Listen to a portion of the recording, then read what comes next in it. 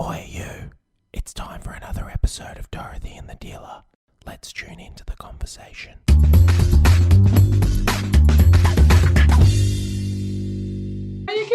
Recording in progress. How's it going, Darren? That was Great. a very Irish voice of Great. mine. Now, you've shaved your head. We had a conversation a little bit about this before we got off, we came on board or online. And what I want to know is, because you've less hair now, are you receiving better, higher quality data? Because I still get faxes and they're fucking really bad quality. Really bad quality. Faxes, yeah. Well, it's an experiment because I haven't done it like this before. Uh-huh. So, but supposedly that's how it works. Yes. Oh my goodness. Because mate, I wore a helmet for years with two aerials and I never got as much data. Darren, I'm forever telling him that while we're on a podcast that he probably shouldn't be slurping drinks. I'm not slurping. I didn't slurp that drink. You know, but here we are, and it's a mug of him. Look, it's a picture of him on the mug, and it says "Intuitive Profit" down the bottom. It's Renee Morel Brown takes these queer photos of me every year and then makes me a mug for Christmas. Oh dear. Okay. So we want to talk more, Darren. That last episode was amazing, and I really liked how we ended that and just gave some clear guidelines to people about how to what to do. And it's actually not as big as it sounds like. You don't have to make massive changes, but 100% anyone who hasn't listened to that should absolutely go and listen to the previous podcast with Darren. Well, you've got to say what the massive changes are about. You know, it's about with your food intake, and to be able to move towards more vitality, life. Yeah, and perhaps longevity, as much as we can never control the longevity of our lives. I think it's about how we were able to make it simple, or Darren was able to make it simple, about what are the little things we can do every day to start to have a cleaner life. Yeah. So now that we've talked about that last time, what we want to do today, slurping you soon.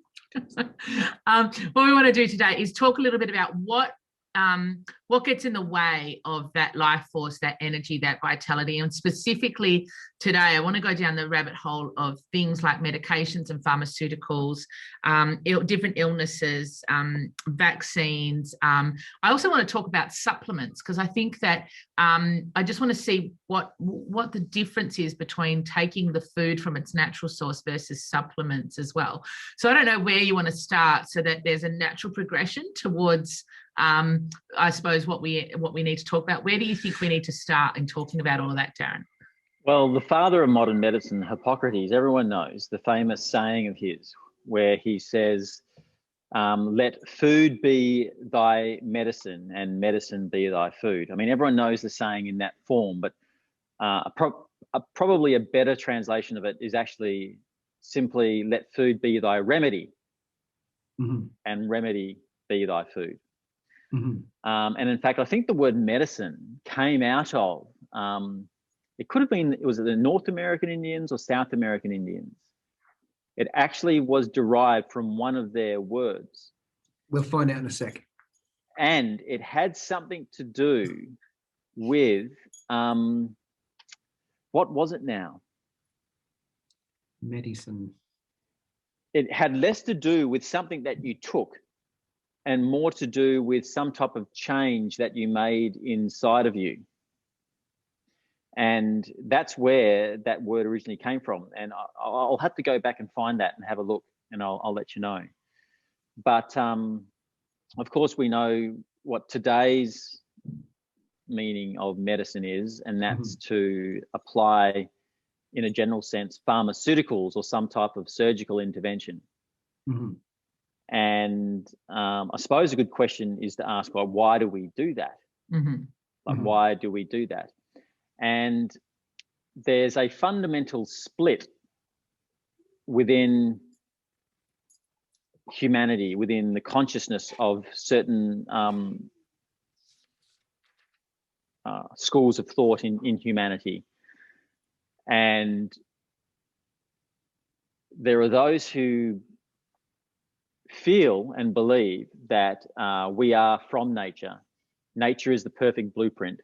When you look at nature, when you really drill down and you really study nature, when you go down into the details of the physiology of the human body and the workings of the cell, and how a plant works and how a plant grows and how it captures nutrients and how it's symbiotic with all these organisms around it, and how it, I mean, when you drill down into the beauty and the majesty and the genius of nature, you see that there is not one tiny detail that is missing. Mm. Like you go down, you drill down into the tiniest of details, and they're all congruent. Mhm. They're all coherent with each other.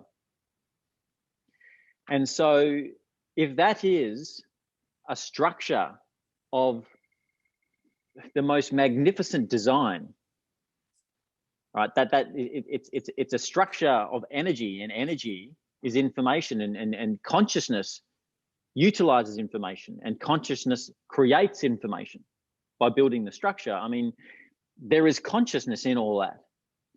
And that consciousness is far beyond us. Far, far beyond us. Mm. Mm. I mean, we can't even comprehend it. No. Really, in its, you know, we can only comprehend small parts of it.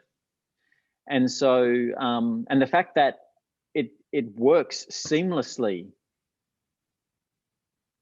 together, you know, as a whole, that we kind of like interfere with in our ignorance, and that interference creates the disruption to the harmony, to the balance, and that's ultimately what creates, you know, harm, you know, and destruction to the balance of systems, which always seek to rebalance themselves and reorient themselves in or with those new conditions, so that the effects that we see as a result of that interference is always the result of the consciousness or the life element within those systems seeking to reassert and bring them, you know, reinsert control and bring themselves back into a state of harmony again. And why harmony? Because it perpetuates life.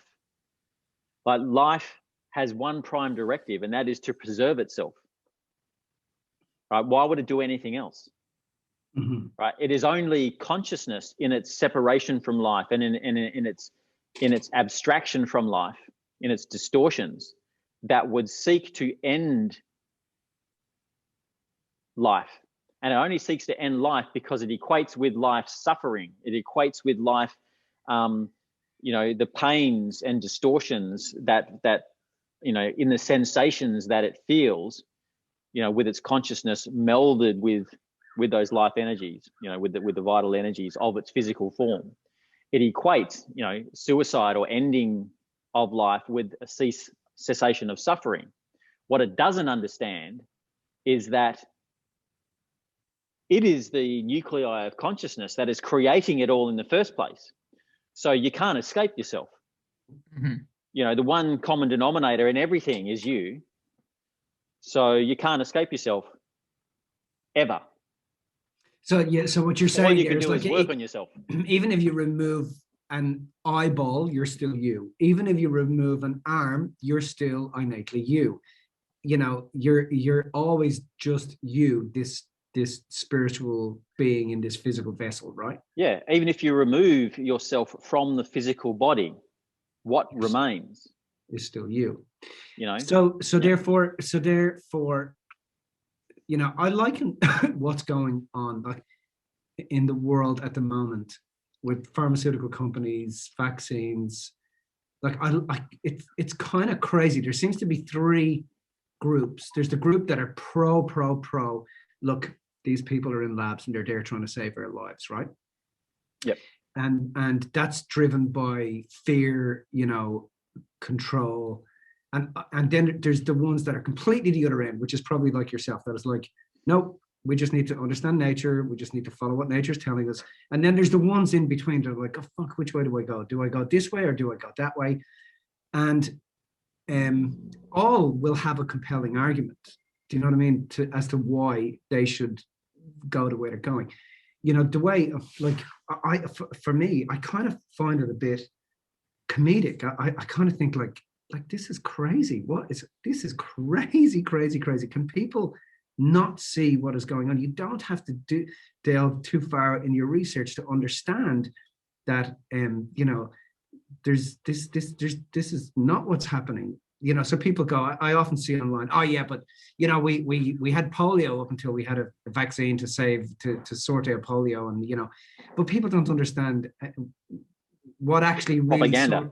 Propaganda. And what actually really sorted out polio was not a fucking vaccine. You know what I mean? But you tell that to someone and they're like, oh no, you don't know what you're talking about, blah, blah, blah, blah. And I'm just afraid you're jumping into the middle of the conversation. I'm not. Look, I understand. I totally understand that, right?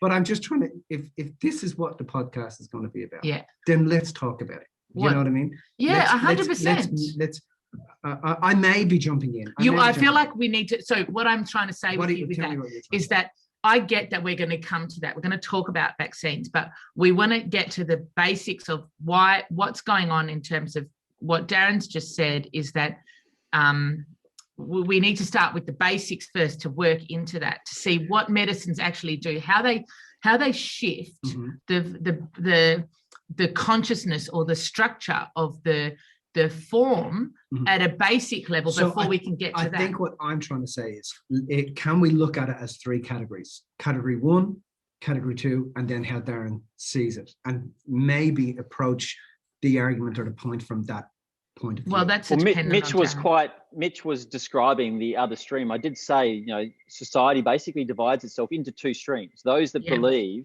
that the nature within us is intelligent enough and capable enough, given our observance of the cosmos and the planet, right?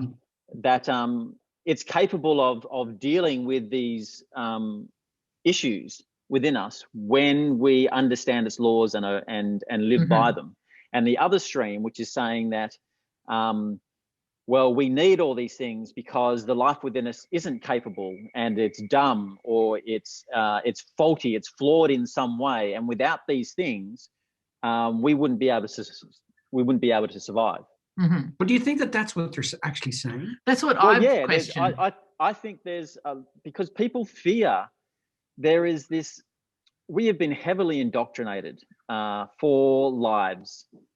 For decades, for centuries, for lives, and it's a spiritual problem as much it is a problem in our sciences.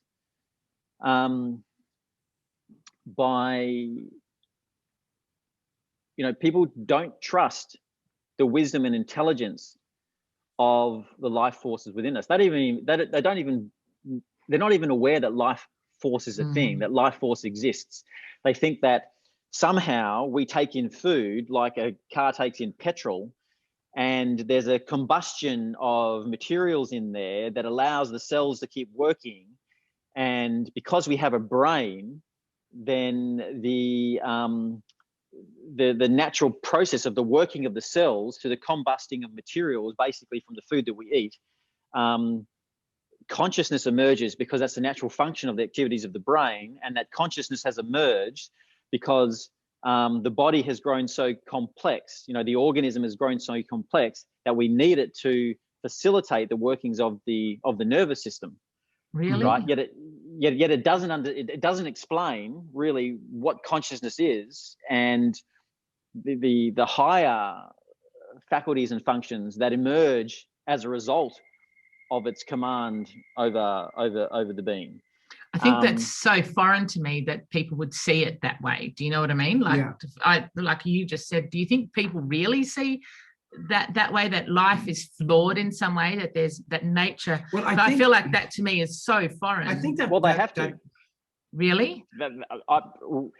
I mean, if you don't believe that your body can heal an infection without going to take an antibiotic, then you're going to take an antibiotic. And in the process, you might stop the infection in the cut, but you also damage the microbiome of all the different microbiomes that the body has, not only the gut microbiome, but you have a then microbiome. wouldn't anybody else out there sitting out there, because the definition of the word antibiotics, just in case people don't know, means anti-life. Biotica is life. So it's anti-life. So wouldn't we know then that the more, you might be able to correct me on this, but the more antibiotics we take, the less we are able to fight disease. Yes. And so therefore, wouldn't people be out there thinking, but fuck, hang on a minute, if I don't take an antibiotic and I got a cut and I got a wound and it's infected and it's going to become gangrenous and kill me. I mean, that's what we're told, right? So, I mean, wouldn't people be out there thinking, okay, so then if I get a wound, so I shouldn't take any antibiotics, I should drink a juice, or what? Do you know what I mean? How do you lean into that? I remember when I was a kid that mum would get or dad would get a bucket of scalding hot water with salt and a piece of cotton wool and wash out the wound. Yeah, we did that too. Me too. Right. And once you cleaned out the foreign matter, because the infection is always only the removal of foreign matter, you get a migration of white blood cells to the area, which gather up and decompose anything foreign to the body, because if it's foreign to the body, it interferes with function, and it starts to break it down and decompose it. And the pus being ejected from that wound is the breakdown, the death of the white blood cells and the breakdown of that matter, and therefore its subsequent removal from the body. And so then it cleans itself up, right? That's all you need to do. The problem is that while that's going on, people are continually polluting their bodies and making it harder for the body to fight the infection, because anytime you eat food that is not natural to the body, you create an inflammatory immune response in the digestive tract. And so the body is continually fighting an inflammatory immune response in its own digestive tract instead of fighting the wounds that we create. And it can't do both very well. And so most infections get worse because of the way we are eating. And in fact, because of the fact that we're just eating, when in fact, if you fasted when you got a wound and you took out the foreign matter by cleaning it, it would heal itself quite well. And I have done that very thing. Because like we said at the end of the last podcast, if we're eating the dead food and the less natured food, it takes so much of our life force to process that. And if we've got an infection at the same time, we can't be doing both. We're using all of our life force to do one or the other. It can't be both, is what you're saying. Yeah, well, not all of it, but a lot of it. You don't have enough to affect healing. I mean, ultimately, that's also why we scar. We scar because the body can't recreate the tissues as they were in their perfect form before. And that is because a lack of overall quality in nutrition and too much toxemia in the body and a devitalized system. Right. So what are the antibiotics doing then? Why should we not take them? What are they doing? Well, they have a specific form which attacks certain other forms of life. So that's why there are different types of antibiotics, because they target different life expressions. But remember, life functions by means of self-preservation, and we are an ecosystem. So in the same way that me being here at the Permaculture Research Institute and growing food for the last several years, and watching a regenerating landscape, you see a forest regenerate itself, but basically on its own principles. If left to its own devices, the forest will regenerate itself, given other conditions that it needs, but it will regenerate itself. Just the same with any life process. So does the pasture, and so does our body.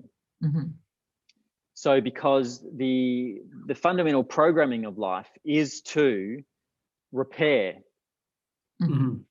right, to regenerate, to regrow, to move towards a perfect type. It is an evolutionary process, an evolutionary principle. I mean, you just have to follow the evolution of life and see that, and see the increase in complexity of forms, and see the different faculties that emerge as consciousness grows, as it develops. So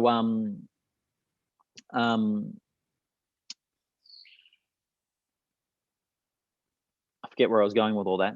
But Okay. we were talking about antibiotics and what they actually do in the body. yeah, that's right. So we can see that, oh, that's right, there is this ecosystem, right, where all of these organisms are working together symbiotically. And so the plant grows in soil, and the soil is full with a myriad, of different types of organisms, microorganisms that support the health and life of that plant, right? They interface with its roots, they're interfaced over its body, over its leaves, over its stem, right? And they provide an ecosystem that protects the plant and nourishes the plant. We are the same, right? 50% of the Earth's biomass is microorganisms, right? Bacteria and such. And there's also viruses, and there's fungi, and there's parasites, and all these types of things all work symbiotically. So we are like the plant. We walk across the ground, we interact with the garden, we interact with pets and all this type of stuff. There are organisms around us all the time. We have more microbial DNA in our bodies than we have actual human DNA. There are more microbial cells than there are human cells. Wow. So to try and poison microbes, to be neurotic about microbes is to be neurotic about life itself. Because, and you are literally neurotic about life itself, because these microbes are the emissaries of the lower life force stratas, which actually provide for the proper nourishment and the proper detoxification of our bodies. So when you take them out of balance by the things that you eat and the poisons that we ingest, right? Because, the wrong types of foods encourage the proliferation of the wrong type of ecosystems. And so that can take their bodies out of balance. But then we directly take in poisons, antibiotics being one of them, right? Alcohol is another. Many pharmaceuticals are the same, and drugs are the same. They're basically poisons which damage that microbiome. And just like if you throw pesticides on a plant, pesticides work by damaging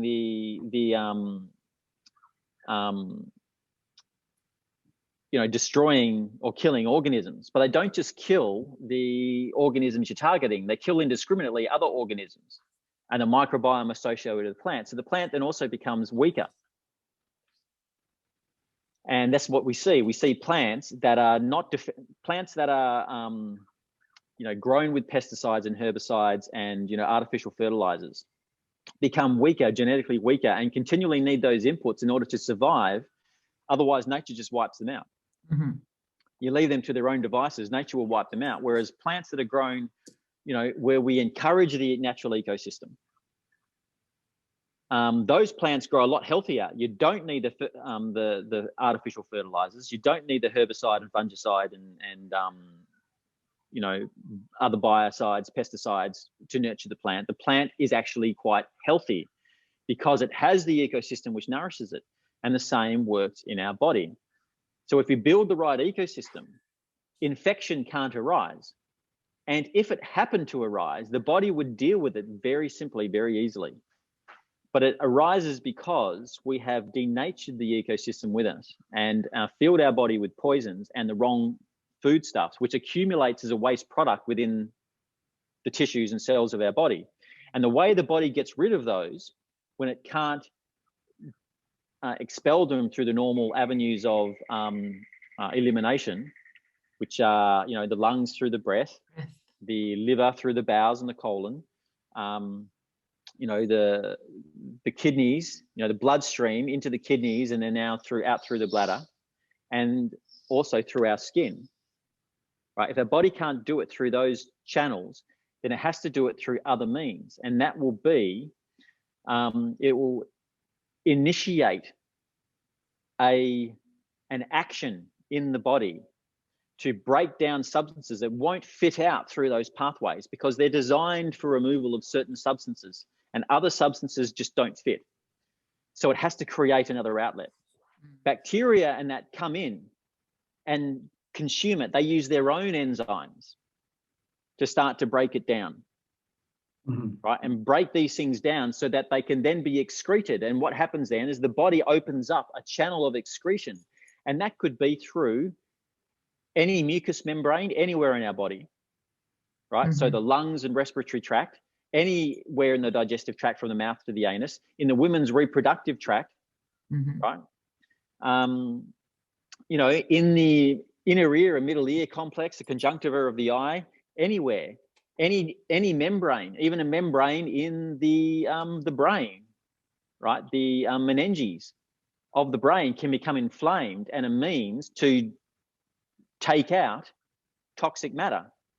But what happens is when we get that inflammation, whatever tissue has been seconded into that operation undergoes a period of temporary destruction, right? Or deconstruction, because it's now undergoing a purification process, and the body would then eliminate these toxins out through the modified action of that tissue. While that's happening, that tissue is no longer functional. So those tissues become less functional during that process. If that's in a critical tissue, right, then that could be harmful to us. You know, for instance, if it's in the meninges of the brain, in a critical area of the brain, you're going to temporarily lose function in that part of the brain. That's when people panic. That's when they start to apply different types of medicines to interrupt the process.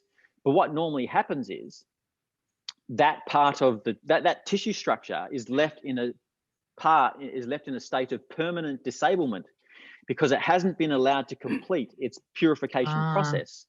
So right? the antibiotics interrupt the process, so then it's permanently disabled, right?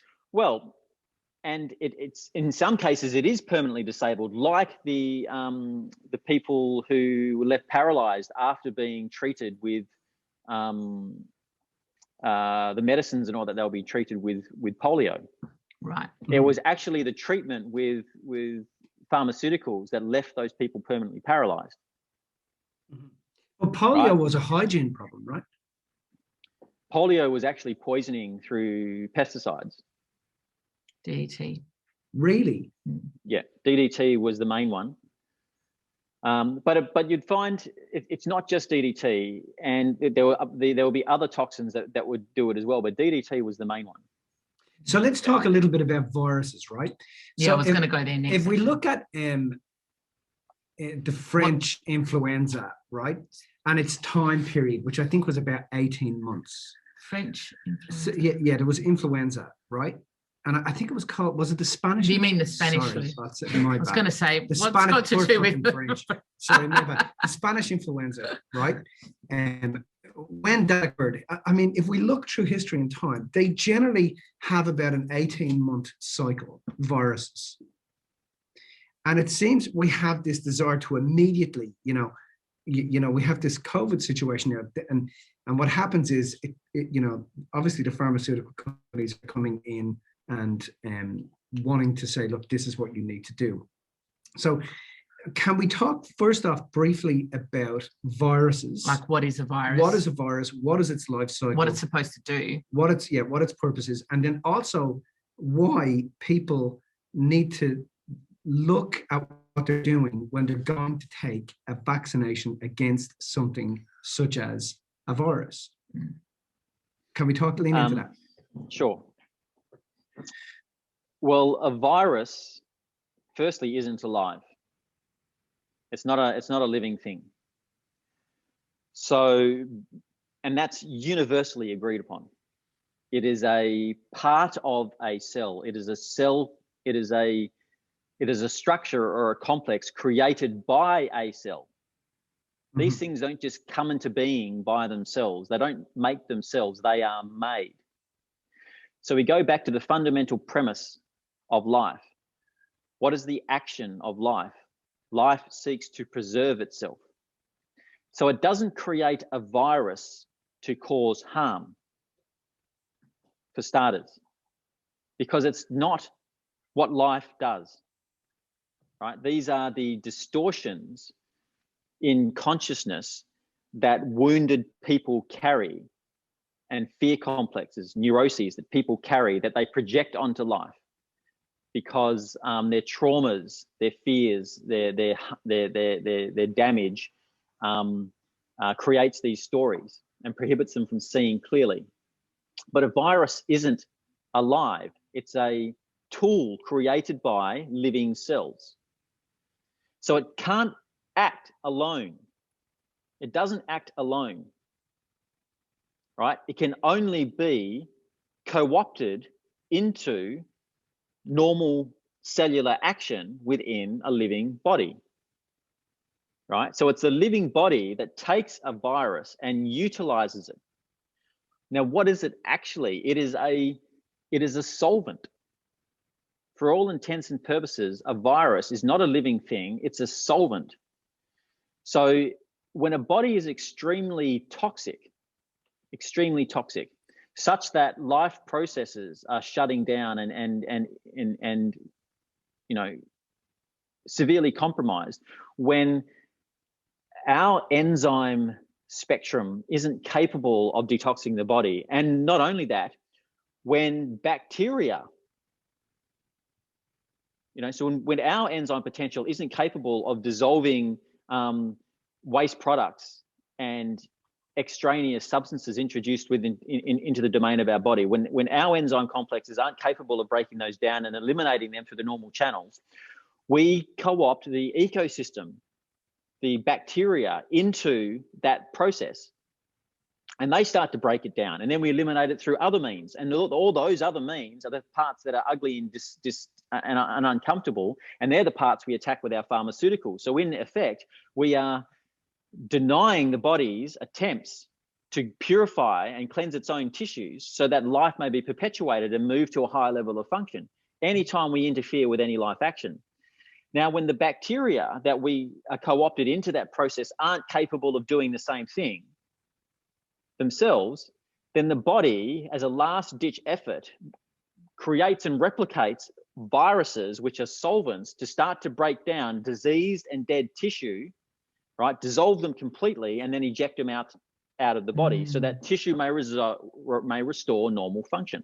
So is this why we're saying, just to keep it as simple as we can for people to understand, is this what you're saying here? Is this why people that seem to be dying from COVID are that they're the ones that are less healthy, are more toxified, so they're more susceptible to what it's doing? Yeah. And so the body is undergoing kind of like a last-ditch effort to try and restore normal function. And it's unfortunate that at some point the life forces give out. At some point the problem is too complex for the life forces to solve. Now you might say, well, at that point, artifice, you know, medicine can save us at that point. And it's true, you know, maybe it can, but what about the quality of life? Life, you know, at that point, you know, people can barely walk, people can barely think straight, you know, they've got dementia, they're doped up on all sorts of things. What is their quality of life? Because we're extending it, because naturally life would have just terminated it.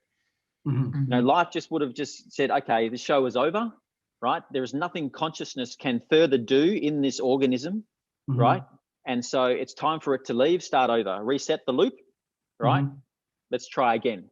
Let's try and learn from our mistakes, right? So all we're doing is preventing that from happening, really. You know, and there's merit to all that. I'm not saying that there aren't cases for it, but that in effect is what we're doing. And so viruses cannot proliferate because they are proliferated by the living body for the purposes of restoration of life functions.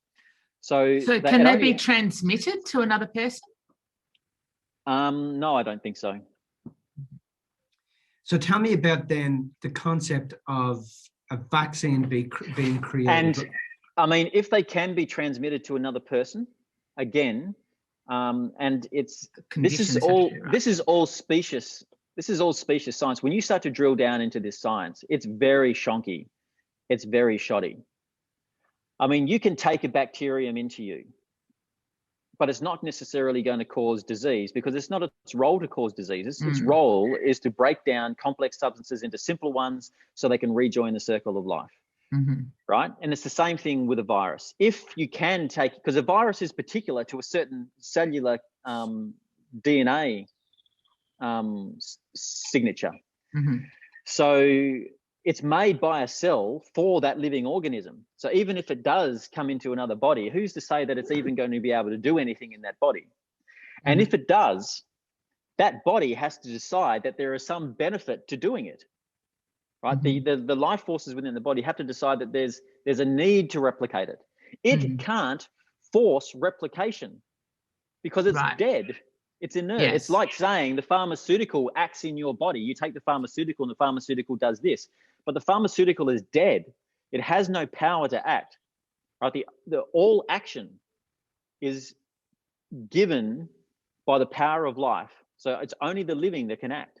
So then if you're taking a Panadol, I know we want to go down the vaccine road, but if we're taking a Panadol, right, you're saying the Panadol isn't doing anything. It's what's happening around that's making that something happen. Can you explain that? Yeah, well, the body uptakes the Panadol, right? The Panadol has a certain structure and it's created to have a certain affinity to different tissue structures in the body, right? So it is the body that uptakes the Panadol,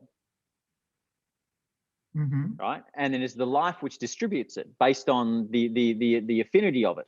So, because if the person was dead, that wouldn't happen. That Panadol wouldn't do anything, right? The Panadol would not be digested. It would not be uptaken by the body. It would not be distributed. It can't be. So when you take the Panadol, the body behaves a certain way, which alleviates the pain. Yes. Right. So what's the problem then with taking some of those sorts of medications? Well, they have toxic effects. Yeah. Starters. Do you know what? Can I just say something actually? Yep. I've experienced, like when I was on that, I was really raw. I was clean. I had not had any meat or cooked foods for at least maybe 3 months. And then I was getting this pain and it was really severe. I'd never take Panadol unless I feel like it's really severe.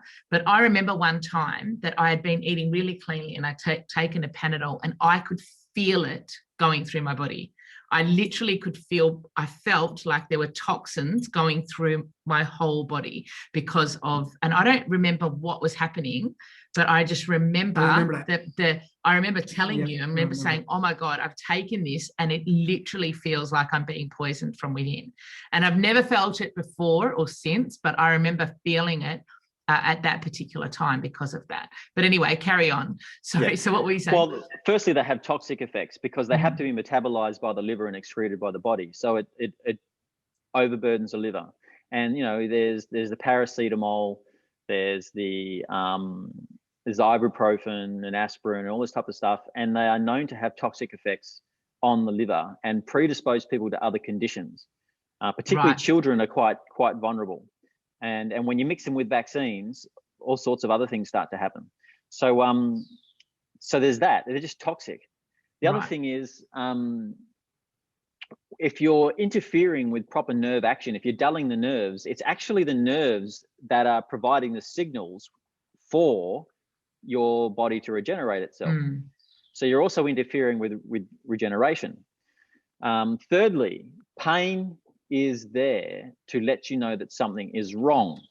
It stops you behaving in a way that will cause you more harm. So if you're deadening that sense, you are quite possibly causing yourself more harm and or not acting in a way which is most conducive to healing yourself. And then fourthly, pleasure and pain are two sides of the same coin. If you're numbing yourself so that you can't feel pain, you're numbing yourself so that you can't feel pleasure. You end up basically numb. 100%. And so we have a society that is chronically numbed and seeking more intense more intense stimulants and activities and food items of stimulation in order to offset the numbness so they actually feel something. And most of those things are toxic and damaging to the body and being as well. So if you had a kid, right, for example, who's got a tooth coming through and they're screaming with pain, and you're suggesting obviously that that the Panadol is toxic, what would you do? What are the sorts of things you recommend instead of using the pharmaceutical alternatives? Well, I'm sure there are actually lots of natural remedies which are available that can numb the gums a little bit. And in fact, there is a herb called toothache plant. Is there? Yeah, there's a herb called toothache plant. I forget what its Latin name is, but you take it in and you chew it, and it sends your gums numb, sends your mouth numb. Wow. And I mean, that was one of the natural remedies that could be used for that. But beyond all that, the higher, broader vision is actually that a human that is healthy and that has all its faculties online, and these include its etheric nature is empowered, because we talk about the vital body or the etheric body, and just like the physical body has many layers, it has the skeletal system, it has the vascular system, it has the digestive system, it has the integumentary system, the skin, the cardiopulmonary system, and all these types. It has all these different, the nervous system, it has all these different layers to it. So does the vital body. It has all these different layers. Now, when all of those are actualized, the health and regenerative capabilities of the human body would be phenomenal. They would be almost godlike. And, we wouldn't have teething problems. Right. The emergence of teeth through the gums wouldn't even be a problem for us. I know, but we're not there. No, we're not there. We're not there. So we got to grow a think toothache about. plant. We got to think about it. We got to think about our audience here, and I really want to make sure that we don't, guys, veer away down I've lost. Sorry. So I want to think about our audience here, and we got to think about in layman's terms. People are on this particular podcast here today because we were going to talk about these things. Yeah. And I think we need to talk about them. What's that? Well, I think we need to talk about the concept of these vaccines. What's your thoughts on these vaccines? Okay, you want to go vaccines. I do want to go vaccines. Of course, I want to talk about it too, but I was just getting to them. You like jumping. He likes jumping right into the middle of things instead of leading into it. Why not? So let's talk, Darren. We're 5 hours leading into it. I've done a beard here. Okay, so let's talk about vaccines. I think we should start, because we started at the beginning, with the generic stuff rather than talking about specifically about the COVID stuff. I think that's a different, well, no, it's not different, but I think if we get the generic stuff, so that people understand that we're not just talking about this particular one, that vaccines in general, what they do. And keep it as simple as we can. Okay. Well, let's just talk about why all these people, they have done experiments where they have taken the pustulant material and they have taken, cold and flu secretions from people, and they have sprayed it up people's noses and stuck it down their throats. They've done all these types of things, and they haven't been able to reproduce the disease in those people, or the illness in those people, right? And you can do the same with bacteria. In fact, you can take the swab from an average person's throat, and you'll probably find diphtheria in it, and you'll find different things. You'll probably find typhus in people's digestive tracts, and typhoid in people's, lungs, and tuberculosis, I should say, in people's lungs. You'll find those things in there, but they're all kept in check. They're all part of the natural ecosystem, right? I think that's a very important point. Just to what that means is that they're all part of the ecosystem, meaning they're all part of your form. Well, then, you've got it, but it doesn't mean that, like, you might have it, but you're not experiencing symptoms, or your body has got it sussed and sorted. Well, the disease is the imbalance that we create. Yeah. And we create it first in our mind by trying to create structures that are in violations of the laws of nature. And we create it in our bodies by violating the laws of, physiology and our vital nature that deplete the energies and the substance of the organism, right? So they both work together, and that's what creates disease. So we create it. Those things themselves don't create disease. Mm-hmm. Like, if we create the environment in our lungs for those tuberculi bacilli to proliferate, they're just cleaning house of a toxic environment of the lungs that we've already created. Right. So it's So when you have clusters of people getting sick, what you have is, firstly, people living in similar conditions and living similar lifestyles, so that the conditions are rife for all these people coming down with the same type of response of the life forces of the body. Like measles, right? or what, chickenpox or whatever. Yep. Yeah. And then you also have a law of resonance in consciousness. So the law of sympathetic resonance is basically a corollary of the law of cause and effect. Right. Right. So you know, tuning forks that tune the same will all sound together when a certain frequency is played through. Yeah. Right. And the same holds for our human bodies. We're all tuning forks, right? And consciousnesses that resonate together, right, will create the same types of conditions.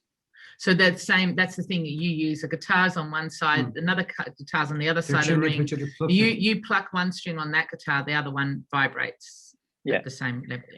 Yeah. So all these people, not only are they violating the laws of life in the same way and living in the same conditions, but they're all under the belief that they're going to be attacked by something called a virus and that it's deadly and they have no defense against it. Right. And so they create, through fear, they devitalize themselves. They open up their defenses and they literally invite it in. They create it. It's self-created. All of it is self-created because it's the self that is the creator. Right. And it creates through laws of magnetism. Cause and effect. It brings things together to create.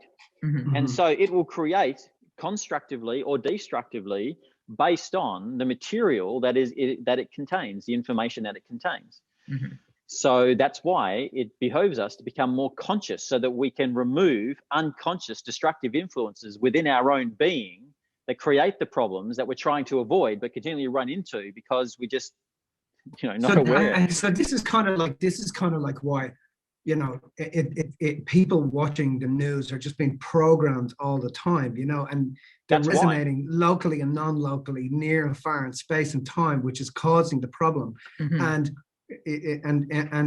But that gets back to the fact that people have to understand you are creating your fucking reality. Nobody is doing it to you. You're doing it. And if you jump on board with everybody else, and so therefore it's very easy for anybody who's in control of that mix to drop anything into that mix. So now we drop in this problem here, and now we, like a virus, we spread it through the whole humanity. Everybody gets scared, and hey, guess what? We've come up with a way to respond to it. And here we go. This will help you with your fucking illness and with your virus and with your sickness. And now we have a market. Now, I mean, am I right or am I wrong? No, it's right. Yeah. Now we got a market. Now we got. I like it. Do you ever seen the movie? I say this all the time too. Blazing Saddles. I'm sure I have seen it. It's a really Mel Brooks, very funny movie. Yeah. And it's a comedy, and it's Mel Brooks who was satirical, but he was also a brilliant, he was Jewish, a brilliant mind. And he just took the piss out of everything and everybody and every concept. And there's a scene where there's the guy rides into town on the cart, and he's got all these bottles of medicine, and he calls everybody around and he starts telling them all they're all sick, and he's got this from the Indians, and you put it on, it's going to cure your bald patch, and it's going to cure this. It kind of seems like that fucker has got in control. Do you know what I mean? Somebody gave him a pharmaceutical company and off he went. Do you know what I mean? If I sit back and I think these are the guys that are now running the show. Like it seems that these are the guys that are now running the show. Yeah, and we're capitalism. And we're all everybody. Well, I'm trying my best not to, but everybody's swallowing that pill. Which is just crazy. So, it was Rockefellers, John D. Rockefeller, who, because they own Standard Oil, these guys are responsible for all sorts of mayhem on this planet. They owned the monopoly. They had Standard Oil, and even when that was broken up, they still controlled all the subsidiary interests that it was broken up to. So it just moved it underneath off the table and out of sight, but it was still controlled by them. they realized that they could peddle a vial of crude oil with a 10,000% markup as a cure for cancer, and that people would buy it. It was called 𝗩𝗓𝗓𝗓, NUJOL. And learning that, they decided to invest into the medical field and create pharmaceuticals, which are actually made from petrochemical products, a lot of them initially, and you know, and heavy metal products. And they were designed to interrupt the body's natural process, because if they could interrupt the body's natural process, then whatever that was considered a disease. If they could interrupt it, then you were considered to be cured. And but then what you'd get are sequelae of problems that would arrive, because all the body trying to clean house just simply must find another avenue to clean house. And then you attack that one, and then you attack that one. So all these acute healing crises that the body is undergoing, trying to purify structure and improve function, ends up in a chronic disease process that ultimately leads us in our old age, decrepit and senile, and functioning less than optimally, when we should actually be vitally healthy right up to our final days. And then very quickly in the last weeks of life, the vital forces leave us, and and there's no suffering, right? And we should be living a lot longer. But it was the Rockefellers who then, you know, through their philanthro-capitalism, created their foundations and used their tax money that they would have paid as tax, put it into their foundation to philanthropically fund the building of universities and medical facilities and medical research centers and hospitals based on the pharmaceutical model of medicine. And who they hired a scientist by the name of Flexner. Was it William Flexner? I can't remember what his first name was. It was Flexner, the Flexner Report. They hired a scientist to write a report called the Flexner Report, where it was recommended through a study that the best form of medicine, or the best form of healthcare for the people, was pharmaceutical care, and get it ratified by Congress, just by greasing palms. And then all of a sudden you've got the field of medicine is protected by law, and all the other natural fields of healing are then pushed away because they're not backed by science. But of course, science has now been hijacked. It's bought and paid for, and by the people whose interest it is to sell products to a captured market, because they can't heal you. Only the life force can heal you. So can we go back to vaccines then and talk to me about what actually happens when they inject that into the body? Have you had a look at the actual vaccine? Well, I'm not talking COVID specifically. I'm talking about generic. Because you couldn't call them vaccines. They're not vaccines. COVID, they're experimental agents. They're treatments. Yeah, they're not vaccines. But they're calling it a vaccine, obviously, but that's not what they are. So with vaccines, and again, they're built on the faulty premise of the germ theory, that germs attack you and kill you and create these diseases, or create these diseases and then kill you. And if you don't stop them, then you're going to end up with all sorts of problems. When in actual fact, the germs are the last resort of the body that is toxic, and they actually help the body clean house, so that at the other side of the infection, you are left more functional and your mind is sharper. And you see that in children, and you see that in people who allow that process to be undergone. Yes. But based on the theory that germs are harmful to us, what they do is they try and stimulate the immune system to recognize that germ when it enters the body and to mount an immune response. So they take that germ or that pathogen and they inject it into the body, past all the natural defenses that the body would have that would mitigate that pathogen ever entering the body in the first place. So firstly, it enters the body in an unnatural way, right? Secondly, it enters it probably in an unnatural form. Then they also have with it other compounds like preservatives, like mercury. And mercury is a preservative, and mercury was also used to attenuate or kill anything that might have been living, because it's poisonous. The same thing is aluminium. Aluminium is used for, and they're called adjuvants. And what they also do is they excite an inflammatory response in the body, because what they found was when they just injected the plain pathogen, nothing really happened. the body didn't mount an inflammatory response. And that's how they measure whether or not the vaccine is working, by the antibodies, which is an inflammatory response in the body. Wow. And so the vaccines target I think it's called the,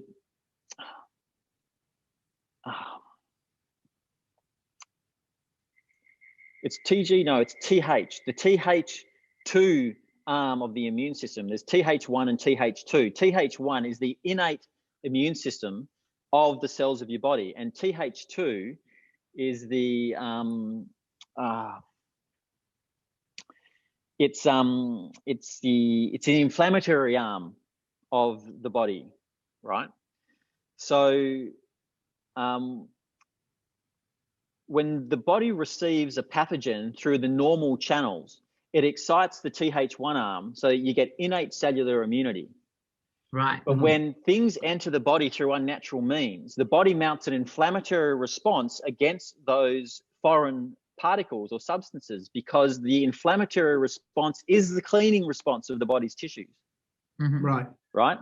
So that's the TH2 arm. So vaccines, by injecting foreign proteins and foreign particles into the body, initiate an inflammatory response, an inflammatory cascade in the body in the TH2 arm.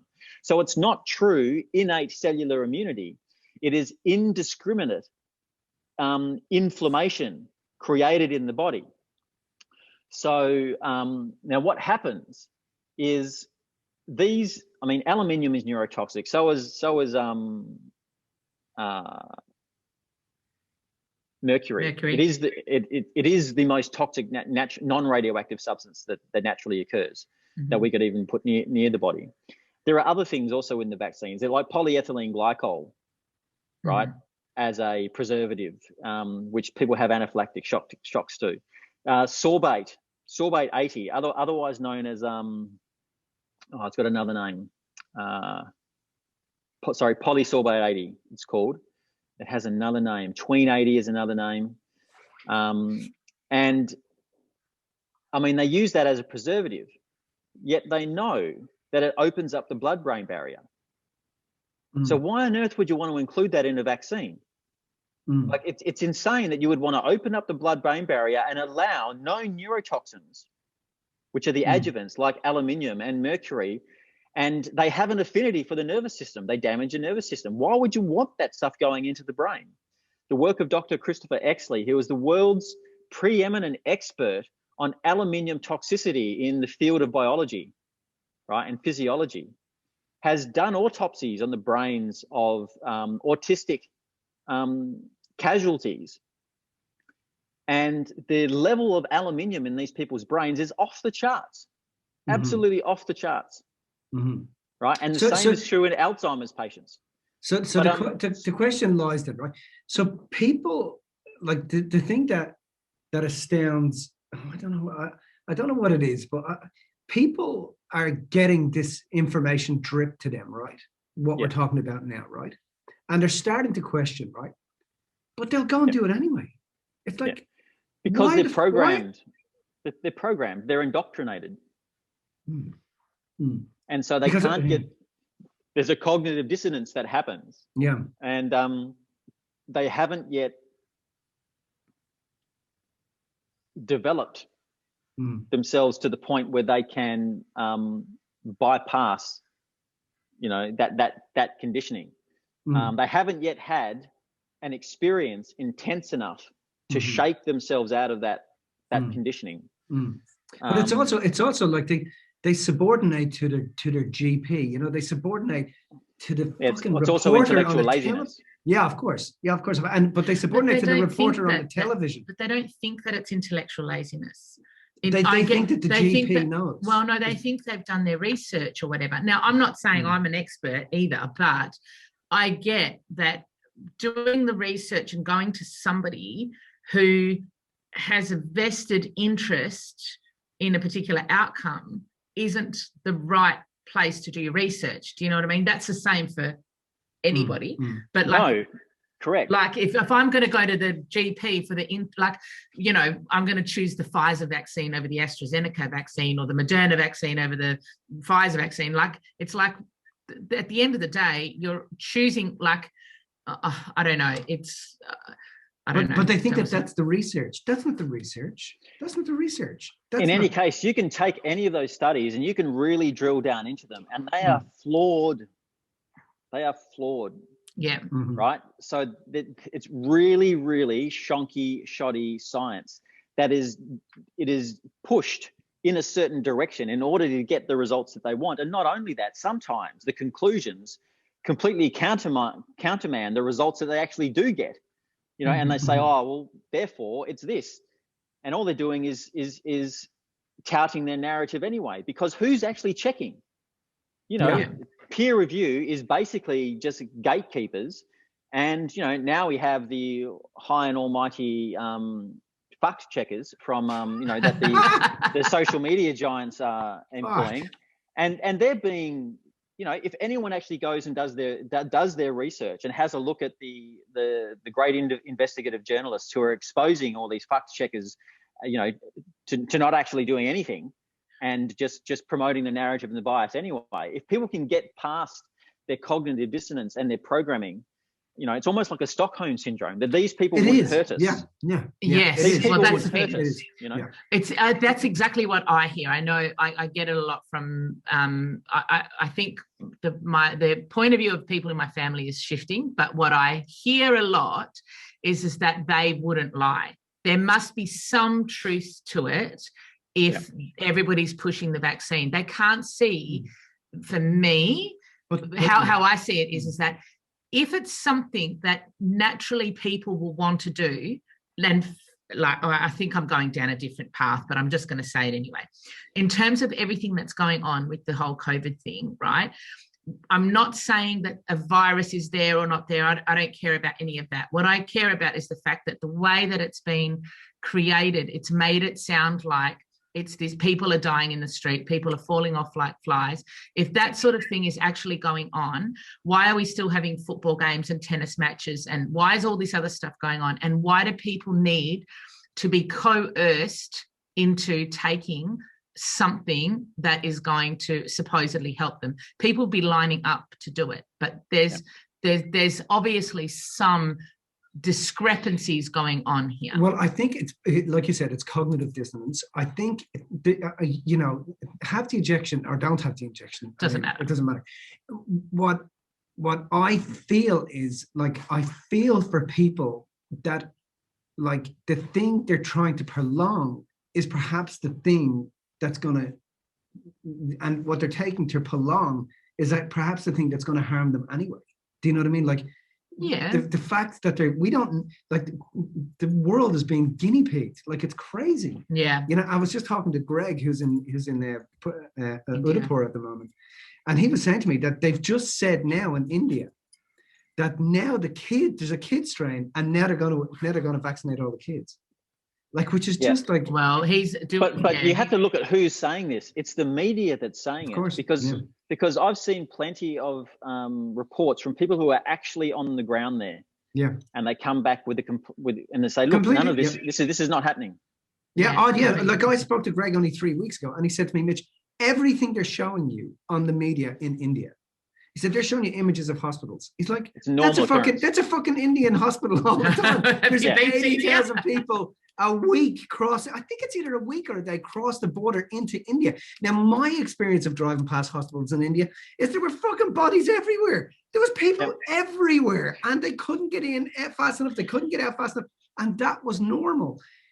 So it's people in the slums bury their dead on the riverbanks, and they get washed up and they float down the river. You've seen the bodies. We've seen them. Yeah. So let's. I get that we're going down this path, and I understand why. But let's just bring it back down to the natural, what actually is happening, and why we like, I suppose, like. What we can do. Like, what sorts of things, like, if people, because here's my absolute truth, right? Regardless of who takes what and what they're doing, I feel like whether they're taking a vaccine, this is either childhood vaccines or this COVID one, whether they're taking a vaccine or not, they're both doing it for the same reason. I think that the people who take the vaccine are doing it because they have a perception that it's going to help them and prolong their life.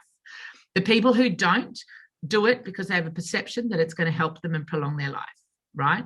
So for me, on a absolutely personal level, I would literally rather get COVID and have it and be done with it than have a vaccine, because I know there's a 99.9% chance I'm going to survive, as well as the fact that I know what vaccines do. I've seen it too many times in the people that we have worked with at our clients. I've seen what they do. So I think that my truth about it is that people do it for the same reason. They do it or they don't do it for the same reason. However, from this, I think we need to figure out what can people take away from this in terms of, we touched on the polio thing before, right? And we touched on the fact that the vaccine wasn't, everyone trots out the polio thing whenever I question a vaccine thing, right? And for me, 15 years ago, someone said about vaccines and I'm like, of course you have to vaccinate, like da da da. Now I have a different perspective, but everybody trots out as soon as you mention vaccines, as soon as you question it. Now, science to me is meant to be questioned, but as soon as you question a vaccine, they trot out the whole polio. Oh, what about polio? If we didn't have that, then, you guys should be grateful. Or those people who've never, you should never touch medication ever again or whatever. What would you say to people that are curious and that want to start asking questions that perhaps they haven't asked before in terms of how they affect the human body in terms of vaccines? There is so much literature out there on what vaccines do. There are so many doctors and scientists speaking out about them. It's like you really have to not be trying that hard to not find the right material. Right, to tell you how they actually work and how they function and what they're doing in the body. Right, you have to not really be trying. You have to there must be some unconscious driver in you to keep the status quo, because it's there. And anyone who most people get hurt first. They get harmed by the vaccines, or they witness harm in another, and so then they start digging. Now they've already seen it, so they know that harm is real. And so perhaps it's from witnessing that there is a conviction which happens in their own soul forces that navigates them then towards the information which reveals the truth. But people who don't really want to see it, or might have some unconscious motivation to not see it, they're going to have all sorts of unconscious resistances not to find the information. And consciousness is just reflective. It will reveal, it reveals itself. So they have to, you have to want to see it. You have to be open to it. And usually it's only those people who suffer that have any motivation to really, really. This is a point. This is a point here that I just want to touch on before we finish up. That a lot of the stuff that we've got going on in that we count as natural now, things like autism, cancer, autoimmune diseases, all of these things, we consider them as just part of life. And I don't think that anybody has done, like, people, you talk about the fact that the blood-brain barrier being affected, it creates the autoimmune problems that we have. Isn't that correct, Darren? It's that part of it? That creates the damage to the brain. So autism and other degenerations in the brain, but the autoimmune problems come in because, we eat in a way which damages the gap junctions in the digestive tract. Right. And so they become inflamed and they open up. Glyphosate is a big one for that. Anything drenched in glyphosate, and so gluten grains and GMO foods, opens up those gap junctions in the gut. But anything which causes inflammation, and processed sugars will do that, drugs will do that, alcohol will do that. All these things damage these tight gap junctions, and then you have undigested proteins going into the body. Now, all you have to do is create an indiscriminate inflammatory response in the body through a vaccine, through the adjuvants which are these heavy metals and other toxins, which are included with the vaccines to excite that inflammatory response. Right. And now you have the body's immune system with a heightened alertness going into and being activated, and seeing all these proteins in the body that naturally come in, or that have come in through the opening of the tight gap junctions of the gut, right? And they start saying, okay, foreign protein, attack. And so they start attacking undigested food particles, and then you start to get allergies towards certain foods. These foreign proteins, particularly adjuvants, have a synergy with certain tissue structures in the body. They lodge into those structures, so the body recognizes that as a foreign protein. The peaked immune system starts then attacking its own tissues. So that's what's creating the autoimmune diseases and the neurology, because the vaccines create indiscriminate inflammation in the body that confuses the immune system, but then goes about attacking its own tissues and creating allergies by recognizing foreign food particles that then get introduced into the body again, and the immune system just says, nah, attack, and you create cytokine storms and all this type of stuff. So it can all be reset. But you have to rebuild the microbiome, and you have to undergo a certain period of detoxification and start to allow life to restore balance. So it can be done, but most people are afraid of pain. People are afraid of debilitation. I mean, we don't like to be in pain, and we don't like to be debilitated. We don't like to lose weight excessively. You get very thin when you go through a detoxification process. And people equate that with, Auschwitz survivors, because we've been programmed with all those images, all that type of stuff.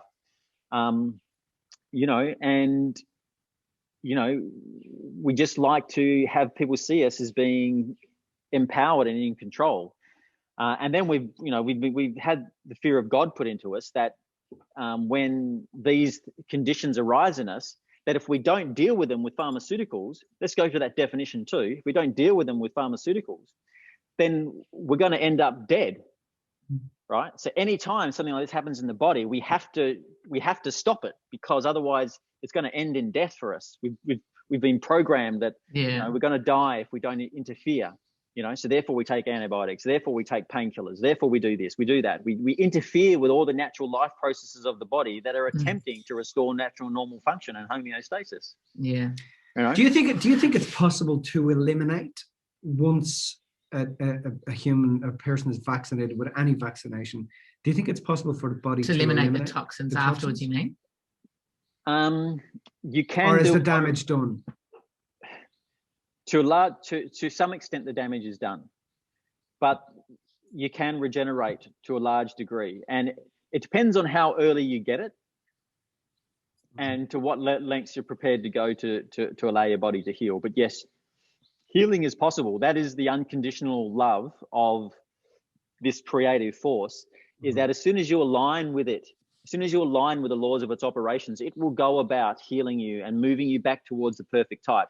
Whether or not you have enough time and vital energy, and you've removed enough other extraneous influences to allow that to go to a stage of completion, is another matter entirely. But it will continue to attempt to do that up until its last literal breath. So and that's unconditional love in operation, right? It's our friend continuously, always. It never turns against us. We, in our ignorance, turn against it. I think, and not the other way around. I think that's a really important point, and I think that's a good way to end this podcast, Darren. We could talk, as we can tell, we've been talking for ages today. We could talk for hours about this. I think that was awesome. Do you have anything else you wanted to add or ask before we finished up? I could jump on. Can we talk about the definition of a vaccine? Not a vaccine, a pharmaceutical. Yes, go. So pharmaceutical comes from a more ancient word. So pharmaceutical comes from a more ancient word, pharmakon, and then pharmakia. And the meaning of pharmakia is to the first meaning in the ancient Greek lexicon is to give medicine or give a pharmaceutical, right? But you go down to the second meaning, which was the meaning that was ascribed to it before we imposed the next meaning on it, and that means to poison, right? And you go down to the third definition, which is the definition that came before it meant to poison, was sorcery, right? Really? And the one before that means the deceptions or seductions of idolatry, right? So sorcery, particularly in relations to idolatry. Well, explain idolatry. So idolatry is the worshipping of false idols. So when you are seduced and deceived by an idol, what you've done is given your power away to it, right? In the belief that it will give you or grant you some type of power, right? So that's what sorcery is. Sorcery is stealing power away, and taking it for oneself. It's, by inculcating in the others the belief in its power. And so sorcery is basically the stealing of power. And so really with what you're doing with the pharmaceutical is you are poisoning life processes, right? Because you're giving your power away to this dead thing outside of you. So you're investing your power in this idol in the belief that it will give you something, in the belief that it will cure you.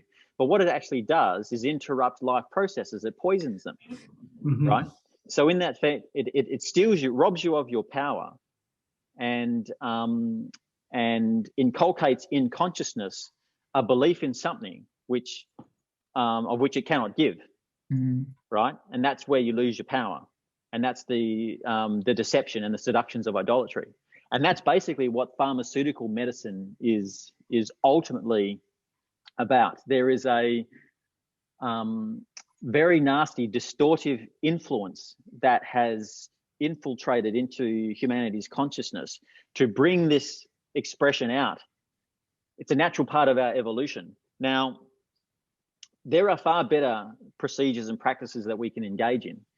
And it's not to say that medicine doesn't have a role and a place within our society. Yeah. The treatment of disease is Dark Ages voodoo, really, and creates more problems. But when it comes to dealing with physical trauma through injury, an accident, then medicine is brilliant. Because we have to give the body some support in that instance. Yeah. So it has its place, and even pharmaceuticals has its place then. Yeah. That's not to say though that there aren't better technologies using light and sound that will far exceed the capacities of our chemical concoctions called pharmaceuticals. And we'll get there. But so I just wanted to make that clarification. Oh, that's cool. Cool. Thanks so much, Darren. Is it cold there, Darren? That was Yeah, it does get a bit chilly here. It looks like it's getting a bit cold.